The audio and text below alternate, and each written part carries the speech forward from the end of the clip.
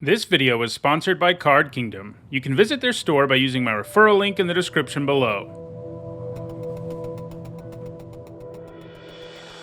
Hi everyone, I'm Nizzanotes, and today is Saturday. That means it's time for Nizzanotes, my weekly vlog series where I talk about limited magic. We are in the midst now of Phyrexia All Will Be One preview season, and that means it's time for me to do a video talking about the mechanics in the set and how I think they'll fare in limited. Starting next week on Thursday, I think, the set review will begin for this new format where I'll go deep on individual cards and how good I think they'll be in the format. And speaking of the set review, I do want to remind people that if you're a patron or a channel member, you actually gain early access to my ongoing notes for the set review. And for the first time, I'm also going to be providing a spreadsheet with all my grades at the end of the set review, so you can look quickly, look up cards and stuff like that. So you can find ways to be a patron or a channel member in the description. And if those perks sound good to you, you can get them while also supporting me and the channel. In this video, I'm just giving you sort of my first impressions about each of these mechanics before the whole set is even previewed. So we have, as usual, some new and returning mechanics. Let's start by looking at the new ones, including the one that's probably the most prominent, and that is Toxic.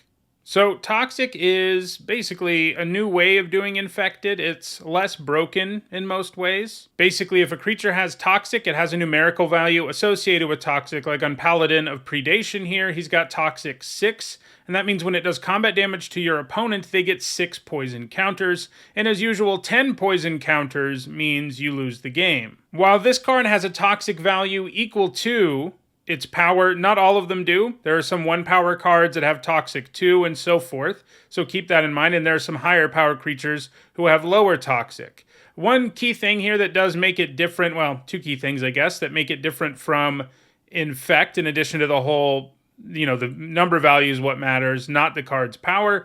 The big differences are this still does damage to your opponent. So, normally with Infect, your opponent takes no damage and they just get poison counters. With Toxic, if Paladin of Predation hits them, they lose 6 and gain 6 poison counters. And for limited, I mostly think that just is better, because there are going to be times where you're in a deck that doesn't really care that much about Toxic. So the fact that your creatures can still do damage in combat, if you have random Toxic creatures in your deck, you can still play them and have them be fine, even if you don't really care about Toxic. So I think that's a good change. It makes it less busted for constructed formats, because you can't just buff a creature massive and have it do enough damage in one swing with Toxic. But I think it also makes the mechanic a lot more balanced for limited than Infect is, because, Infect is sort of all or nothing in a way that Toxic isn't. Another key difference, it doesn't do damage it doesn't do damage in -1/-1 counters to creatures the way that a Infect creature does. Overall, I don't think Paladin of Predation looks that good as a card. Just to talk about this card individually, it is hard to block and stuff, but the cost is a lot for a card that doesn't leave behind any value in situations where it dies right away, and that has been a liability lately in limited. There is a related mechanic to Toxic that's called Corrupted. With Corrupted, like you can see on Anoint with Affliction here, you get upgrades to your cards if your opponent has 3 or more poison counters. So this is another nice thing that I like, because I think the fact that you get value out of poison counters even before you get to 10 is going to make the mechanic a lot more interesting. And that's what we have here. Anoint with Affliction is going to be a really good common, obviously. The base level of this card without Corrupted is already sort of knocking on the door of premium removal, because it's so cheap and it can deal with a lot of creatures. But if you also can just get a few poison counters on your opponent, it becomes absolutely absurd, because it lets you exile anything. So this is a really strong common overall. And the Corrupted mechanic, I think, is interesting. The way the archetypes are sort of shaking out, it looks like, there are some more aggressive Infect decks or Toxic decks like green-white, but then there's the sort of grindier ones that are interested in getting value out of Corrupted and stuff like that. So that's Toxic and Corrupted. They're obviously two very connected mechanics. They've also got some additional support in the format, because as we'll see when I talk about returning mechanics, Proliferate is here, which makes all of this poison counter stuff even better. Another new mechanic is for Mirrodin, exclamation point. Sort of weird to see an exclamation point as part of a mechanic, but here it is. This mechanic appears on equipment, and what it means is when you play that equipment, you get a 2/2 rebel creature token, and you attach that equipment to it. So this is sort of like a reflection, in a way, of Living Weapon, which is what we saw, when Mirrodin got conquered. That's when we saw the Living Weapon mechanic, where you would make a germ token and attach the equipment to it. Now we have a sort of resistance to the Phyrexian version of it in for Mirrodin. And obviously this is a major upgrade on all equipment, because it means you add something to the board right away. With a lot of equipment, you play it and you can't do anything with it immediately, especially in the early game. With these, you get a body right away. And the red-white deck looks like it's going to be an equipment deck. There's also some token payoffs, especially in white, so there's some extra synergy there. So we've got this on a card like Volshock Splitter, which is a 4-mana equipment that gives +2/+0, and you can equip it for 2 generic and a red. That's not a good card, but it comes with this 4 Mirrodin mechanic, which means you're at least getting a 4-mana 4/2 up front, and then you can trade that off and still hold on to this rather clunky piece of equipment. And I kind of like this sort of design in Limited, especially on a common, where, if you told me I was going to have a 4-mana 4/2, I wouldn't be that into it. And if you told me I was going to have a 4-mana equipment that had equip 3 and only gave +2/+0, I wouldn't be into that either. But stacking them both together makes this a solid playable, especially with equipment and tokens having payoffs in the set. The last new mechanic, and it's not really a full-fledged mechanic, but there are a special kind of counter in this set called oil counters, and there are some ways to interact with them. So Urabrask's Forge is an example of this. Every turn it gets an oil counter, and you make an X1 red Phyrexian horror that gets sacrificed at the end of the turn, and X is equal to the number of oil counters on the Forge. There are some other cards around that let you move oil counters. There's also, again, proliferate. So, this is a new type of counter, less a full-fledged mechanic, but keep an eye out for oil counters, because they're going to be pretty meaningful kinds of counters to have in this set, and there are going to be some synergies for them. On a related note, there is a new land subtype in Sphere, which you can see on the Monumental Facade. It looks like there's going to be a few sort of synergistic things you can do with spheres, but it doesn't look like it's going to be a huge theme like, snowlands or gates like we've seen in Ravnica. Just looks like it's a thing to keep in mind. So we also have some returning mechanics, of course, and I'll start with Proliferate because I've mentioned it several times already.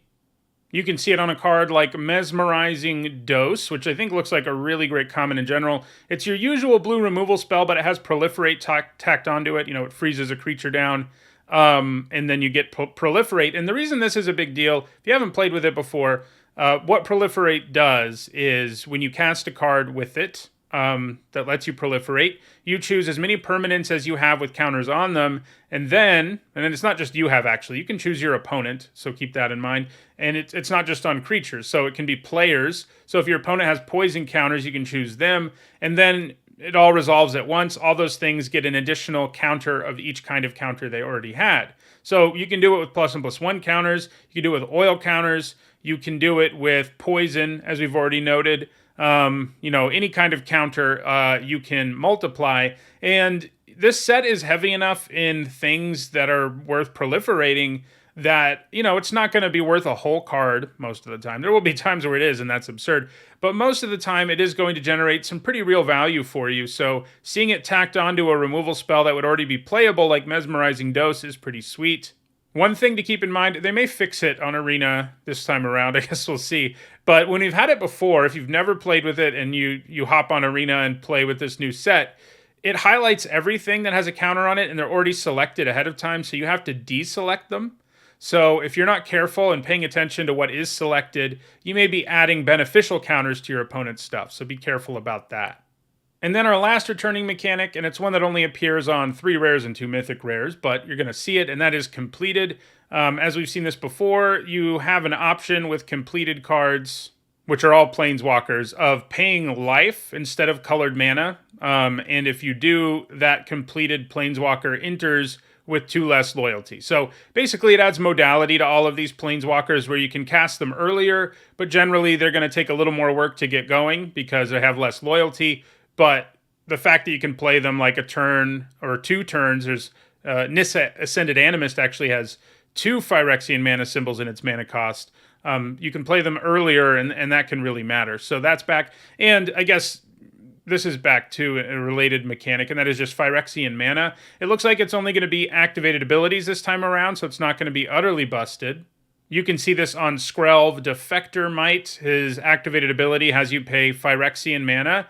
And in this case, you know, if it's a white Phyrexian mana, like here, what it means is you either pay 2 life or you pay white mana.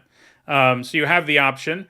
That means you can use this ability for free. And on the case of Skrelv, being able to use this ability for 0 mana definitely matters because you choose a color and a creature you control gains Toxic 1 and Hexproof and can't be blocked by creatures of that color until end of turn. So, you know, it's not quite Mother of Runes, but it's going to feel kind of like that in some limited games, which is pretty cool. Plus, Skrelv gives Toxic and makes the creature harder to block, which definitely matters as well. So, Phyrexian mana is back, and it's not going to be in casting costs, I don't think, apart from on completed cards. But it is here, so keep in mind you can pay life or mana for these Phyrexian mana things, which is basically how completed works too. It just adds the extra, also you enter with less loyalty angle to the card. So yeah, those are the new and returning mechanics that aren't evergreen. Obviously, we've got like Ward and Haste and all those things too. Those are the new and returning mechanics in the set. It looks like a cool set. It looks sort of like there's this sort of the Rebels, which are mostly occupying red-white, versus the Phyrexians, who are in white, black, and green sort of theme in the set. And I think that shakes out in the mechanics too, where a lot of the Sultai color pairs are going to care about Infect or Toxic, and like red-white's about this 4 Mirrodin and equipment mechanic and stuff like that. So looks like it's going to be a good set, you know, at the first look. We'll see, you know, once the set already comes out. Most limited sets these days are at least decent, so I have pretty reasonable expectations that this will be pretty good.